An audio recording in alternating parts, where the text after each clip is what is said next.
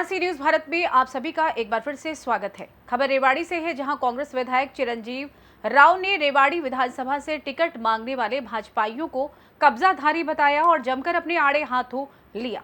दरअसल अवैध प्रॉपर्टी बनाने जैसे गंभीर आरोप लगाने वाले कुछ भाजपाई नेताओं को, जो रेवाड़ी विधानसभा से भाजपा का टिकट मांग रहे हैं, आड़े हाथों लेते हुए उन पर पलटवार किया और उन्हें कब्जाधारी बताया। कहा उन्होंने बिना नाम लिए भाजपा नेता सतीश यादव 2019 में भाजपा से विधानसभा का चुनाव हार चुके सुनील मुसेपुर को आईना दिखाया।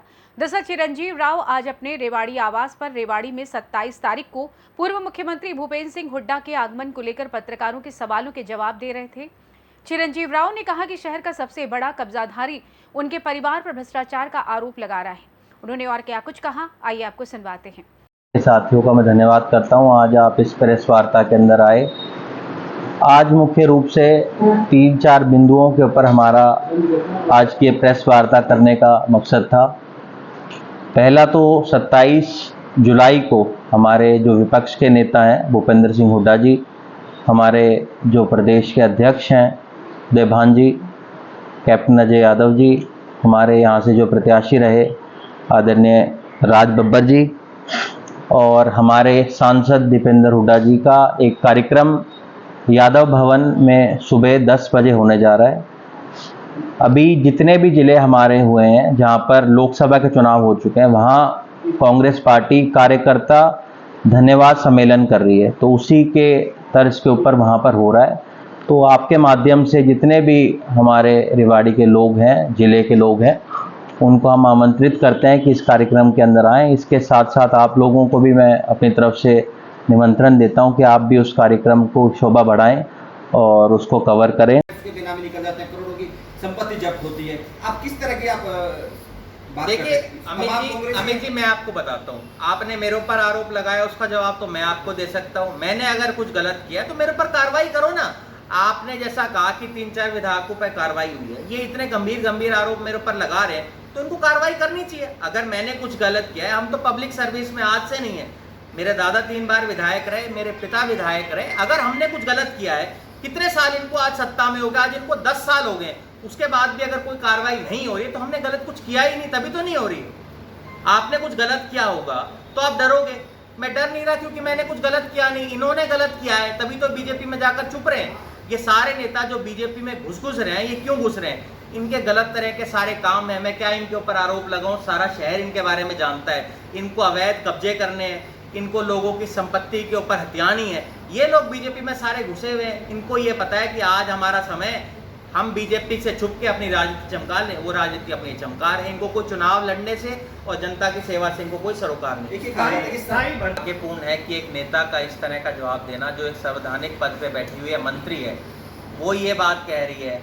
आपको मैं सच्चाई है, आज तो ये देश देख रहा है कि जितनी कच्ची नौकरियां इस सरकार ने दी है पूरे देश में, या हरियाणा की पूरे जो राजनीति है उसमें आज तक कभी नहीं हुई। इनकी इच्छा शक्ति यही है कि लोगों के पक्के रोजगार हम छीनते जाएं। अग्निवीर स्कीम इसका सबसे बड़ा उदाहरण है कि किस तरह से आज जो हमारे बच्चे हैं वो तैयारी नहीं कर रहे हैं, उसके लिए नहीं कर रहे हैं क्योंकि 4 साल की नौकरी के लिए अगर आप करेंगे, उसके बाद उनको कोई सहायता सरकार की तरफ से नहीं मिलती। 1 जनवरी में हमारा शहीद हुआ था, आज 7 साल बीत जाने के बाद भी उसको सरकार की तरफ से 1 रुपया नहीं मिला सहायता के रूप में।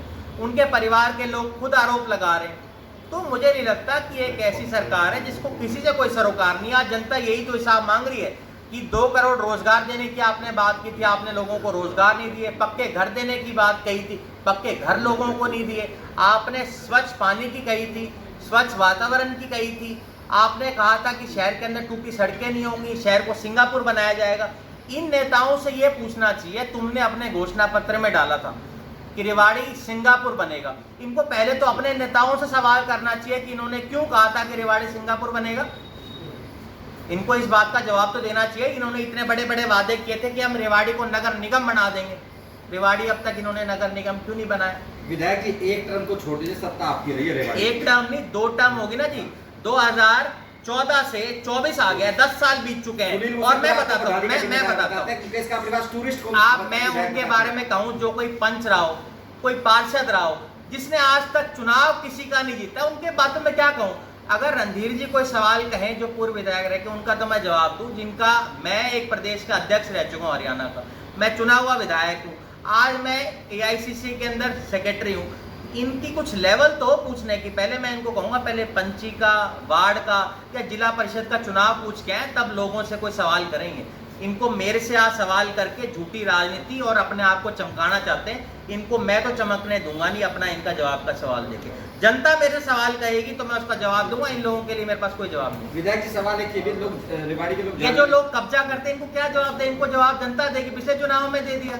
एक ये जानना चाहते हैं कि विधायक चुनाव लड़ेंगे, कैप्टन साहब चुनाव लड़ेंगे, आपके बार लोग कहीं ना कहीं ये भी कयास लगाए जा रहे हैं। चुनाव हाथ का निशान होगा, वो चुनाव लड़ेगा।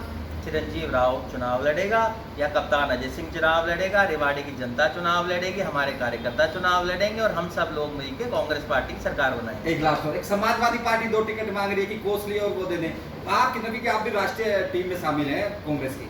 समाजवादी पार्टी हमारी एक पुरानी एलाई है। इस बात का फैसला तो हमारा जो राष्ट्रीय नेतृत्व है वो करेगा कि उनको सीटें देंगे नहीं देंगे। इस बात का फैसला तो उन लोगों को करना है और मुझे लगता है अखिलेश यादव जी एक अच्छे नेता हैं और ये तो फैसला उनका है कि वो उनको टिकट देंगे नहीं देंगे।